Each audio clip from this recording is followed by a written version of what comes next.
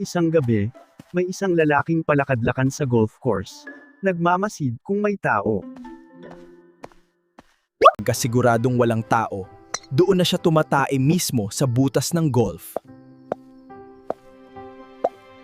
Pagkatapos nun, aalis lang siya na parang walang nangyari. Kinabukasan, doon nadiskubre ng mga golfers ang iniwan niya. Paulit-ulit niya itong ginawa, kaya naglagay ng floodlights para mahuli siya. Pero umakyat siya sa puno, gumapang sa sanga. At pinatay niya mismo ang ilaw doon sa golf course. Kinabukasan, nahawakan na naman ng mga golfers ang tae niya.